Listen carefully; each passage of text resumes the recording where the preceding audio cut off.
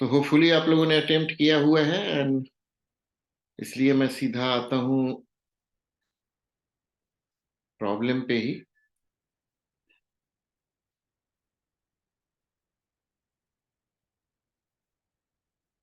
तो पहला प्रॉब्लम ये था, if I am correct,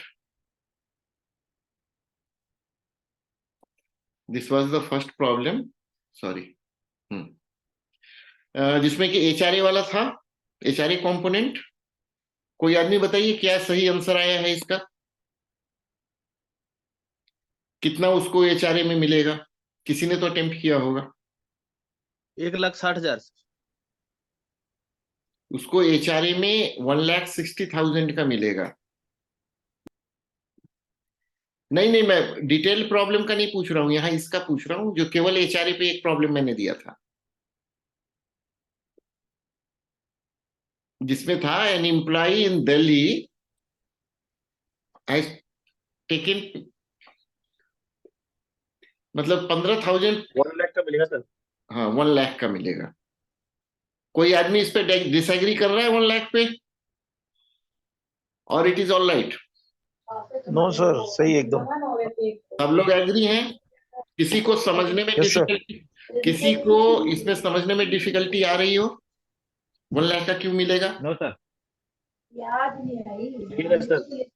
sir ये मिनिमम है इसलिए यही मिलेगा सर। हाँ, मिनिमम है इसलिए यही मिलेगा। एकदम एकदम करेक्ट है। बहुत डिफिकल्ट है, mute, please mute on off करते रहिए, लेकिन हमेशा ऑन मत रखिए, डिफिकल्टी है। 1 लाख रुपीज मिलेगा। चलिए एक बार जल्दी से मैं डिस्कस कर देता हूं। उसको एचआरए मिला 1 लाख रुपीज का। देखिए यहाँ 3-4 पॉइंट ध्यान देने वाली है। N employee in Delhi, Delhi में है वो, ठीक है। 15,000 का वो रेंट पे कर रहा था, एंड सैलरी जो मिल रही थी 25,000 रुपीज प्लस 2,000 रुपीज, 27,000 रुपीज उसकी सैलरी थी। एचआरए 1 लाख रुपीज था। So HRA 1 lakh rupees, 50% of the salary will include this basic pay plus DA multiplied by 12, and इसका 50% 1,62,000 रुपीज। थर्ड है rent paid minus 10% of the salary. जो rent उसने पे किया वो था इतना, और इसमें से 10% जो सैलरी का था, दिस साल की उसकी पूरी सैलरी इतनी थी, जो कि यहां भी मैंने दिखाई थी, और इसमें से 10% माइनस किया, amount comes out to be this.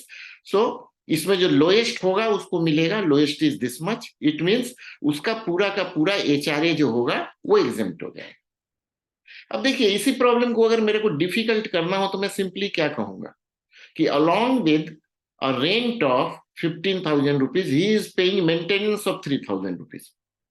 If you are knowing the provision, this is quite easy to for you to calculate. But if you are not knowing, आप कंफ्यूज करेंगे कि वो लेंगे कि नहीं लेंगे, तो कोई जरूरी नहीं है कि हर एक केस का हम एग्जांपल यहाँ सॉल्व ही करें। जस्ट कीप इनटू माइंड कि ये पोर्शन मैंने बताया हुआ है। चलिए नेक्स्ट प्रॉब्लम, नेक्स्ट प्रॉब्लम। इसको किसी ने भी इन टोटलिटी सॉल्व किया पूरा?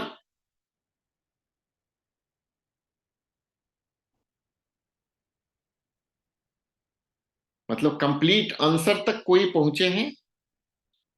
नहीं किया है सर। नहीं किया है। No sir.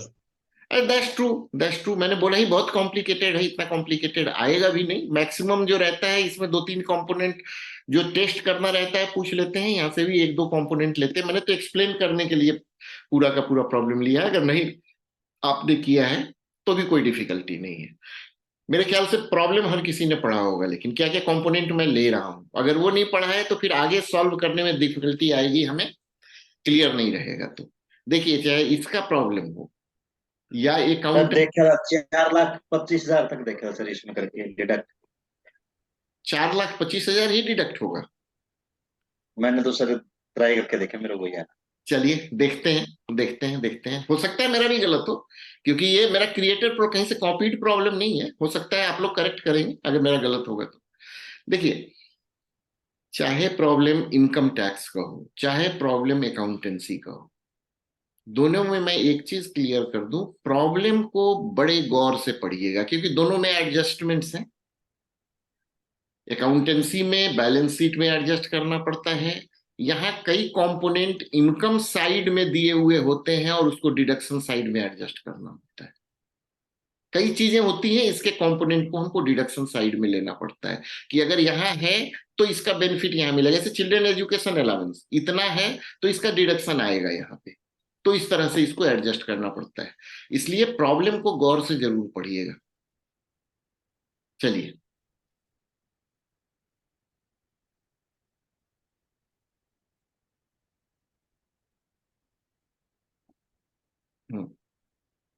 Gross income. Gross income में देखिए मैंने कुछ भी नहीं किया है। ग्रॉस इनकम में बेसिकली मैंने कुछ भी नहीं किया है, ये पूरा का पूरा ऐड कर दिया है। और इसमें से कुछ अमाउंट आप लोगों को भी पता होगा कि क्वालिफाई नहीं करेगा, मतलब कम अमाउंट लिया जाना चाहिए, उसको मैंने डिडक्शन पार्ट में शो कर दिया है।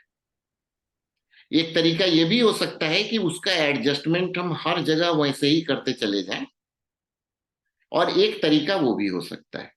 तो आइए ग्रॉस इनकम के हिसाब से देखें, एकदम डिटो कॉपीड है, एकदम डिटो कॉपीड है जो अमाउंट था पूरा का पूरा। This comes out to be 23,68,000 rupees. कहीं कुछ भी चेंज नहीं है। इनकम फ्रॉम सैलरी में सारे कंपोनेंट्स मैंने ले लिए हैं सच, और जो अदर इनकम के कंपोनेंट है, इंटरेस्ट ऑन सेविंग है, इंटरेस्ट फ्रॉम प्रॉपर्टी है, पेटेंट है, वगैरह वगैरह, वो सारा का सारा कंपोनेंट मैंने यहाँ ले लिया है।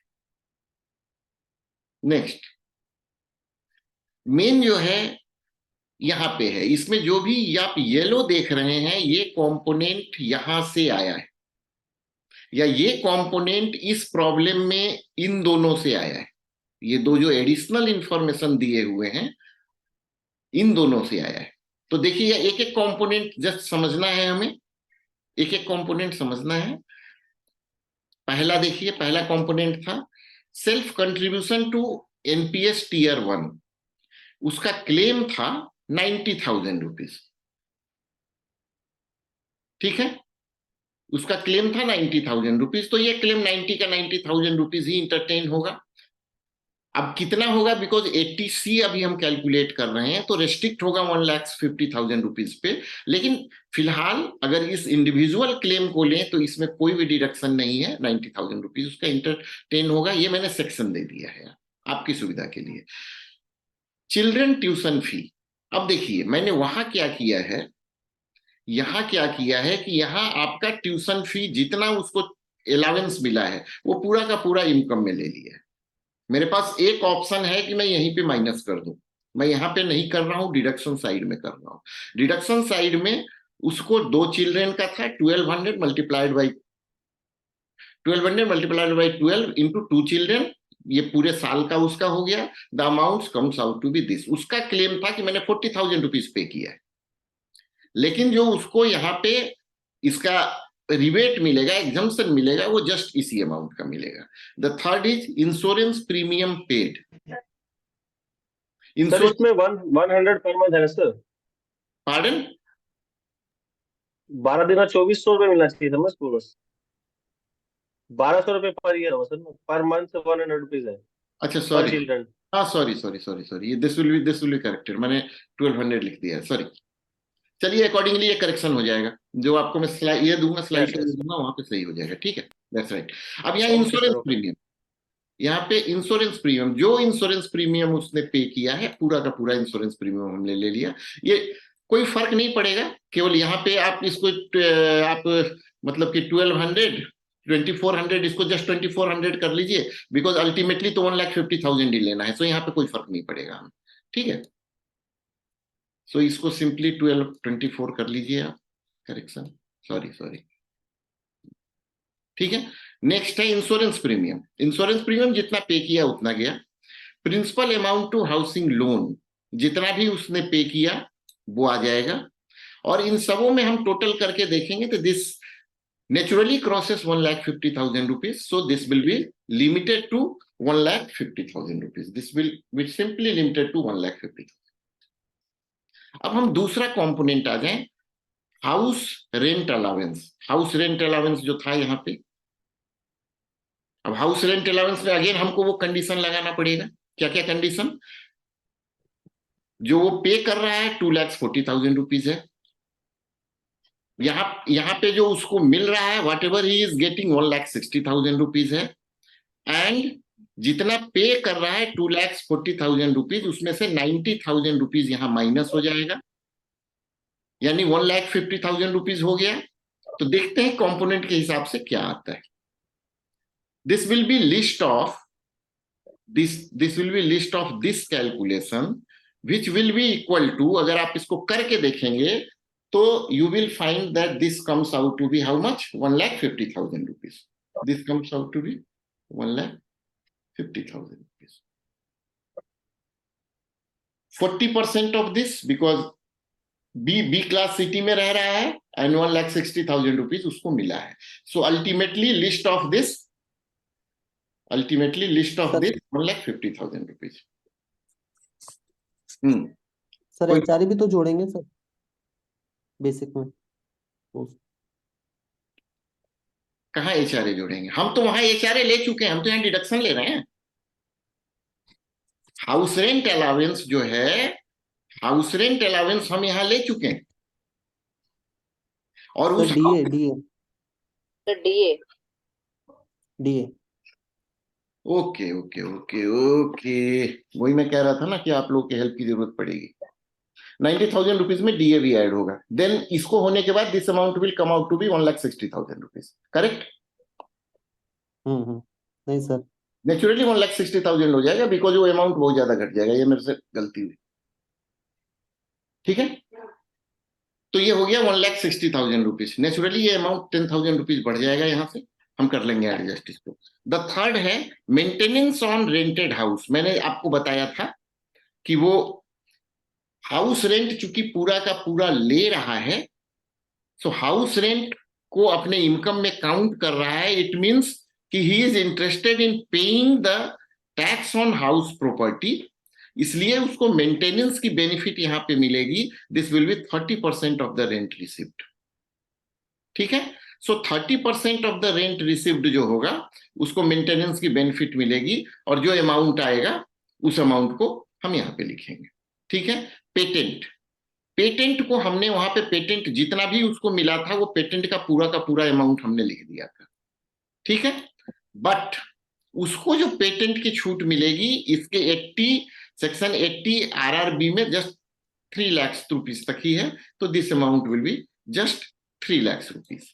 ठीक है, अच्छा उसके बाद है self contribution professional tax. Professional tax maximum 2,500 rupees तक रहता है, लेकिन उसने 2,400 ही पे किया है, so only that much will be exempted. NPS contribution self optional contribution है, उसने अपनी इच्छा से जमा किया है, so this will qualify under 80 CCD 1B and this amount will be 50,000 rupees. The next medical insurance, ये मैंने जान के दिया था दोनों कंपोनेंट कि whether we get the benefit on both or one. So here we get the benefit of both for family and for parent. Parent का additional है, कहने का मतलब है कि पेरेंट का ले लिया तो फैमिली का मिलेगा नहीं, या इस 60,000 में फैमिली में पेरेंट को भी इंक्लूड कर लें, ऐसा नहीं है। That is additional one. And दोनों का जबकि प्रोविजन इसी के अंदर है, 80D में ही है। सो कई बार लोग बोलते हैं नहीं 80D में ही दोनों लिखा हुआ है, so only this will be applicable. नहीं, दोनों एप्लीकेबल होगा। एंड इसके लिए 25,000 रुपीज मिलेगा। 30 दो ही हैज पेड 30, लिमिट 25 का है और यहाँ पे लिमिट 50 का है, तो 50 मिलेगा। ठीक है, कंट्रीब्यूशन टीयर 2 मैंने पहले ही बताया है, कोई प्रोविजन ही नहीं है, ये मिलेगा ही नहीं। ठीक है, interest paid on first home loan. Home loan जो पे किया है उसने, उसका इंटरेस्ट कंपोनेंट देखिए 2,50,000 उसने पे किया है, फर्स्ट होम लोन है। तो ये मैंने लास्ट एग्जांपल में भी बताया था, 2 lakhs will qualify under 24B and 50,000 ये तो एवरी ईयर उसको मिलता रहेगा, यानी उस साल का जितना एप्लीकेबल इंटरेस्ट आएगा उसके हिसाब से। And this is one time only. मैं फिर से कह रहा हूं, दिस इज वन टाइम, एक बार केवल मिलेगा ये बेनिफिट। अगर प्रॉब्लम में दे दिया हुआ है कि उसने ये बेनिफिट ले लिया है, तो इसको दोबारा अलाउ मत कीजिएगा।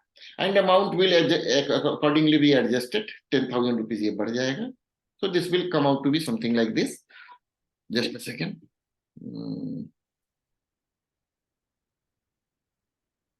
Yeah, this will come out something like this.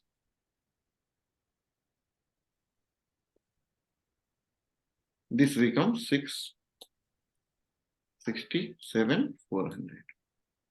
ठीक है.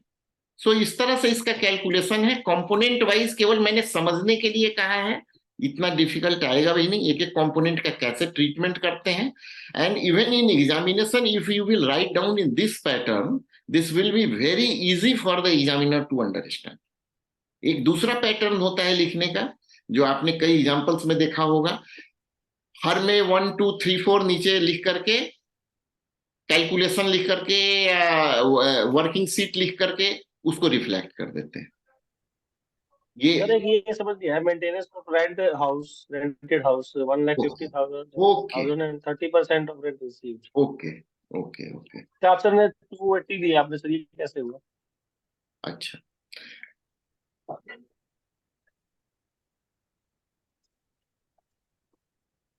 यहाँ भी अमाउंट गलत लिखा हुआ है इसलिए प्रॉब्लम हो रहा है. This will B 1,20,000 rupees only. 30% ही है ना, 120. हाँ, उसको 4 लाख रुपीज, ये देखिएगा 4 लाख रुपीज का रेंट मिला. ठीक है. अब जब 4 लाख रुपीज का उसको रेंट मिला तो होना तो ये चाहिए ना कि 4 लाख रुपीज उसके इनकम में काउंट हो गया. बट जी उस मकान को मेंटेन करने का भी तो कुछ खर्चा होगा, रिपेयर एंड ऑल दैट, कि नहीं होगा? For that purpose there is one exemption that is available under section 24, जिसमें यह कहा जाता है कि जितना रेंट आपको मिला है, और ये छोटे रिपेयर एंड इसका नहीं होता है, रिनोवेशन का होता है. रिनोवेशन का होता है, आपको कहना होता है कि मैंने रिनोवेट कराया है.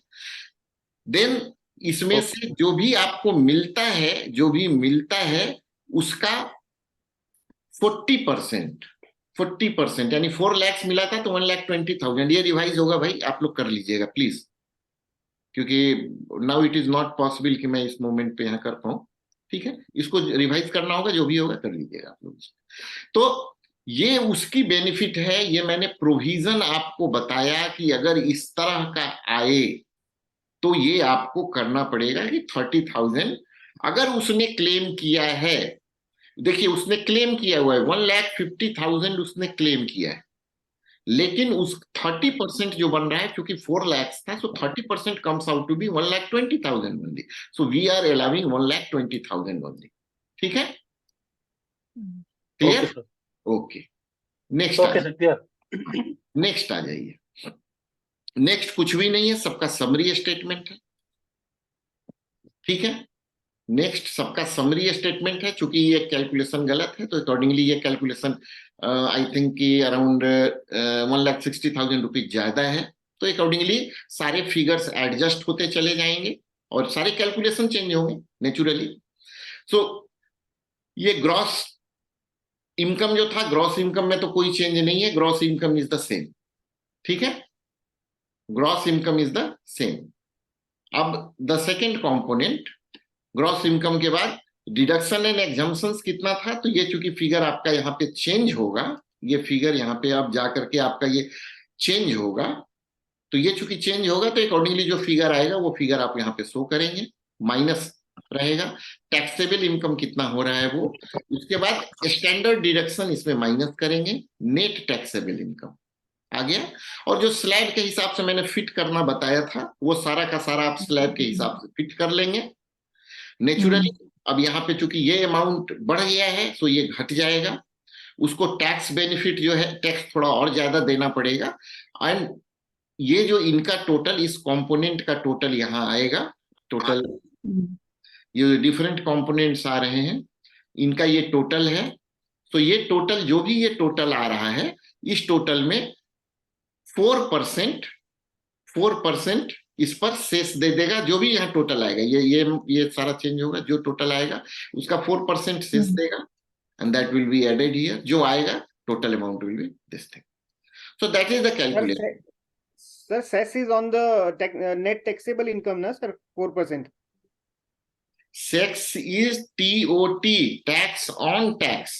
तो टैक्स आएगा okay. तो उस पे आएगा। ये जो Right, टैक्स sir. आया है इस पे 4% है। Fine, sir. Fine, sir. ठीक है सर, ठीक है। ये जो टैक्स आया है इस पे 4% है। तो ये इसीलिए मैंने फर्स्ट एग्जांपल में नहीं बताया था, आप कंफ्यूज कर रहे होते, और मैंने स्पेशली क्लियर किया कि ये नेट टैक्सेबल इनकम पे नहीं है, ये नेट टैक्सेबल इनकम पे नहीं है।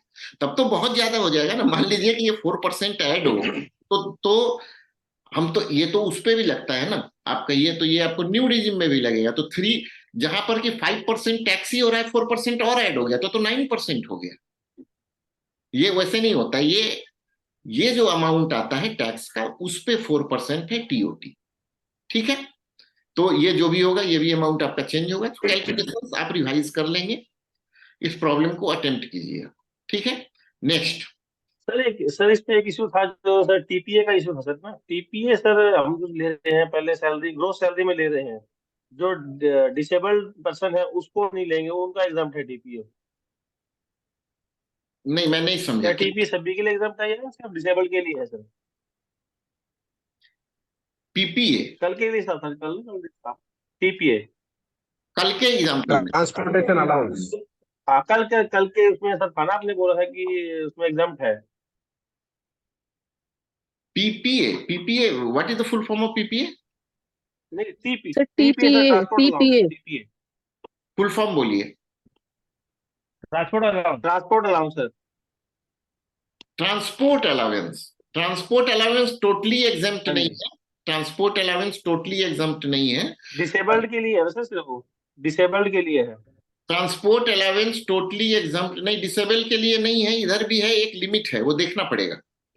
वो एक बार वो उसका ये देखना पड़ेगा, एग्जाम्पल में नहीं है। नेक्स्ट एग्जाम्पल में मैं उसको कवर करता हूँ तो उसको हम कवर कर लेंगे वहां। ठीक है ना? तो टीटीए तो सर ऐड होता है ना, सैलरी में ऐड होगा ना। ग्रोस में तो ऐड होता है सर टीए जो है वो ऐड होगा ना। ग्रॉस में ऐड होगा। हाँ ऐड होगा ना सर। इस प्रॉब्लम में ऐड होगा सर। कल आप एग्जाम्पल बता रहे इस प्रॉब्लम में नहीं है, इसलिए हमने ऐड नहीं किया है उसको। ठीक है ना? नेक्स्ट, ये आपका सिमिलरली न्यू रिजिम में है। सेम प्रॉब्लम को न्यू रिजिम में जब लेंगे तो एक चीज ध्यान रखिएगा कि न्यू रिजिम में ये तो चेंज होगा नहीं, ग्रॉस इनकम तो वही रहेगा। ग्रॉस इनकम के कैलकुलेशन में कोई फर्क नहीं आता है। अब यहाँ पे सारे कंपोनेंट्स जो चेंज होते हैं न्यू रिजिम में, वो चेंज होते हैं आपको बाकी। अब हमारे वाले में केवल एक ही कंपोनेंट है, न्यू रिजिम में जो मैंने बताया एक ही कंपोनेंट है, interest paid on home loan. देखिए, interest paid on home loan जो है सेक्शन 24 में वो एग्जेम्प्टेड है। फिर अगेन लिमिट वैसे ही है, interest on home loan property up to 2 lakh का ही है, टोटली नहीं है एग्जेम्प्टेड वो। तो केवल वही कंपोनेंट एग्जेम्प्ट होगा। तो ये 2 लाख रुपीस का एग्जाम्पशन लिया हमने, सॉरी ये 2 लाख रुपीस का एग्जाम्पशन लिया, स्टैंडर्ड डिडक्शन लगाया, अमाउंट आया और उस पर टैक्स कैलकुलेट किया। ठीक है, तो इसमें मेरे ख्याल से पार्डन एनपीएस एम्प्लॉयर कंट्रीब्यूशन पे शायद डिडक्शन होता है। एम्प्लॉयर कंट्रीब्यूशन हमने लिखा ही नहीं है प्रॉब्लम में, इसीलिए तो मैंने कहा था कि प्रॉब्लम को गौर से पढ़िए। यहाँ पे है, हमारे प्रॉब्लम में नहीं है ना एम्प्लॉयर। वैसे करना होता लेकिन है नहीं इसमें ना भाई, एम्प्लॉयर कंट्रीब्यूशन का एग्जम्पशन है, लेकिन हमने जो प्रॉब्लम लिया है लिखा ही नहीं। यही अलर्टनेस तो मैं आप में बढ़ाना चाहता हूं कि प्रॉब्लम को गौर से पढ़िए। एम्प्लॉयर कंट्रीब्यूशन ना वहां लिखा है ना यहाँ लिखा है। जब लिखा ही नहीं है तो एग्जम्पशन का सवाल ही नहीं है ना। मैंने ग्रॉस इनकम में भी नहीं, ग्रॉस ये में भी नहीं लिया है यहाँ पे, अगर नहीं दिया हुआ है। सर हाउस रेंट, ये एचआरए का जो है इसमें ये 2 लाख का जो इंटरेस्ट था, ये इसमें न्यू वाले में अलाउ है क्या? हाँ अलाउड है, अलाउड है। ओके, ये देखिए अलाउड है। जो चीजें न्यू रिजिम में भी अलाउड है वो मैंने आपको को रिलेवेंट स्लाइड में दिया हुआ है। ठीक है, और उसके हिसाब से टैक्स हमने कैलकुलेट किया। टैक्स कैलकुलेट करने के बाद जो अमाउंट आया वो अमाउंट है। तो ये पूरा का पूरा कंटेंट था अभी के लिए। कुछ इंपॉर्टेंट कंसेप्ट है, जल्दी से हम लोग देखें इसमें। जो कि आपको एग्जाम में नोट लिखने के लिए आ सकता है, तो आपके नोट लिखने के पर्पज से मैंने बनाया हुआ है। Tax deduction at source on salary, यानी कि टीडीएस पे आ सकता है नोट। कंटेंट क्लियर मैंने दिया हुआ है, TDS is tax deducted at source by employ through DDO and is paid to the income tax department. इसके लेट फाइलिंग पे पेनाल्टी होती है। ये टोटल सैलरी पे कैलकुलेट होता है, टोटल ईयर की सैलरी पे कैलकुलेट होता है, और इन जो इन्वेस्टमेंट के डिफरेंट इंस्ट्रूमेंट हैं उसके बेसिस पे एग्जम्पशन होता है। And this is assessed by DDO. DDO अपने विजडम से एसेस करता है, इस पर सवाल नहीं उठाया जा सकता है। एक चीज मैं बार बार कहूं, आप ये नहीं कह सकते कि ये आपने ये कैसे किया, ये कैसे किया, इतना नहीं होना चाहिए था, इतना नहीं होना चाहिए था, आपको रिटर्न मिलेगा। लेकिन डीडीओ का फुल राइट है उसको अपने विजडम के हिसाब से कैलकुलेट करना और आपकी सैलरी से डिडक्ट कर देना। डीडीओ इसके बदले में एक सर्टिफिकेट प्रोवाइड करता है जिसको कि टीडीएस सर्टिफिकेट कहते हैं, फॉर्म 16 है वो, ठीक है। अच्छा, बैंक भी इसको डिडक्ट करती है। बैंक डिडक्ट करती है 10% के रेट से यदि आपने बैंक डिटेल दे रखा है, और अगर आपने bank detail PAN number detail दे रखा है, अगर पैन नंबर डिटेल आपका नहीं है तो 20% काट लेगी, क्योंकि पैन नंबर डिटेल नहीं है तो फीड नहीं कर पाएगी कि किसका काटा है हमने और वो टैक्सेबल है कि नहीं, तो यहाँ 20% काट लेगी। नेक्स्ट, फॉर्म 16, यहां पे भी नोट आ सकता है फॉर्म 16 पे। This is a TDS certificate, मैंने पहले से लिया है, जिसको कि this is essentially to be issued. This is the DDO's responsibility कि 30 जून तक इसको इशू कर दे। ये डेट कभी कभी एक्सटेंड भी होता है, लेकिन this is the standard date. इसके 2 पार्ट होते हैं। पार्ट 1 में पर्सन का सारा पर्सनल डिटेल होता है, देख लीजिए, employees name, address, pan, tan number किसका, टैन नंबर आपकी ऑफिस का, उसका तो टैन नंबर होगा नहीं, कंपनी है नहीं, ये टैन नंबर आपकी ऑफिस का, कि कहां से जमा हुआ वहां से पता लग सके। टीडीएस डिडक्शन, ठीक है, कितना है। पार्ट बी में बाकी सारे कैलकुलेशन पार्ट हैं, salary paid, other income, deduction allowed, tax deducted, tax payable, tax deducted जो काटा है, और अल्टीमेटली कि भाई इतना बैलेंस रह गया है, ये अभी इसको पे करना है। तो ये सारे के सारे डिटेल होते हैं यहाँ। ये थ्योरी के लिए ही आएगा, इसमें से प्रॉब्लम नहीं आएंगे। टैक्स ऑन रिटायरमेंट बेनिफिट अगर आएगा तो थ्योरी में आएगा, इसमें प्रॉब्लम नहीं आएगा। टैक्स ऑन रिटायरमेंट बेनिफिट, इसमें 3 कंपोनेंट है, हम लोग जानते हैं, लीव इनकैशमेंट है, पेंशन है, ग्रेचुइटी। तो तीनों के लिए 3 प्रोविजन, 3 स्लाइड केवल। For government employees this is fully exempted, लेकिन अनफॉर्चुनेटली ऑटोनोमस बॉडीज के लिए नहीं है। सो हमारे यहाँ जो लीव इनकैशमेंट होता है उस पर हमें टैक्स देना पड़ता है, ठीक है। अच्छा, नॉन गवर्नमेंट एम्प्लॉइज के लिए जो कैलकुलेशन होता है इसको सिंपली पढ़ लीजिएगा, कुछ भी नहीं है। इन तीनों की बेसिस पे उसका एग्जम्पशन होता है। कैसे होता है आपको बहुत क्लियर पता लग जाएगा इसको देखने के साथ, ठीक है। अच्छा, उसके बाद जो है आपको जितना मिला और इनमें से जो लोएस्ट वन है जो एग्जम्प्टेड है उस पर आपको टैक्स देना पड़ेगा। So only that much component tax encashment में है। हमारे लिए मेजर इंपॉर्टेंट पोर्शन ये जानना है कि गवर्नमेंट एम्प्लॉइज के लिए एग्जम्प्टेड है, ऑटोनोमस के लिए नहीं है। इधर से प्रॉब्लम तो आएगा नहीं, अगर नोट लिखने आ गया तो ये कंपोनेंट आपको ऐड करना है। Next, pension. पेंशन के 2 कंपोनेंट्स हैं, एक पेंशन इन एडवांस जिसको कि हम कहते हैं commuted pension, commuted pension, okay, ठीक है, and pension in regular, this is called uncommuted pension, ठीक है। कम्यूटेड पेंशन जो है, गवर्नमेंट एम्प्लॉइज को जो कम्यूटेड पेंशन मिलेगा दिस इज फुली एग्जेम्प्टेड, याद रखिएगा। इसीलिए मैं बार बार कहता हूं एम्प्लॉय का स्टेटस जानना जरूरी है कि गवर्नमेंट एम्प्लॉय है क्या है। अगर नहीं है तो, अगर प्रॉब्लम में नहीं लिखा हुआ है तो आप उसको कम से कम जिसके हिसाब से कैलकुलेट कर रहे हैं वो लिख जरूर दीजिएगा। An employ receive this much से अगर प्रॉब्लम स्टार्ट है, आप गवर्नमेंट एम्प्लॉय से कैलकुलेट कर रहे हैं तो वो लिख दीजिएगा कि इट इज नॉट क्लियर कि ये है, so I am presuming it is a government employ, उसके हिसाब से कैलकुलेट कीजिए। प्रॉब्लम नहीं, हर प्रॉब्लम में चाहे ये कंपोनेंट हो ना हो, बिकॉज बहुत सारे कैलकुलेशन जो है वो उस पर डिपेंडेंट है कि गवर्नमेंट एम्प्लॉय है private employ. On commuted pension जो है पीरियोडिकल पेमेंट है और ये फुली टैक्सेबल है as salary, as salary. So ये फुली टैक्सेबल है, एंड ये टैक्सेबल भी कैसे है, सैलरी हेड में है। ध्यान देखिए, बार बार मैं कह रहा हूं सैलरी हेड में है। लेकिन फैमिली पेंशन जो है वो अदर इनकम परमिटेड होता है। सो ये कंपोनेंट भी आपको ध्यान में लेना है कि फैमिली पेंशन जो है वो अदर सोर्स ऑफ इनकम में काउंट होता है, वो सैलरी में नहीं काउंट होता है। और यदि ग्रेच्युटी, अब देखिए दूसरा है कि एक हमारे यहां भी प्रोविजन है प्रो राटा पेंशन का। प्रो राटा पेंशन का मतलब होता है कि हम पूरा का पूरा पेंशन ही एडवांस में ले रहे हैं, पूरा ही कम्यूट करा ले रहे हैं। और ये यूजुअली होता है जब a person is living the organisation prematurely.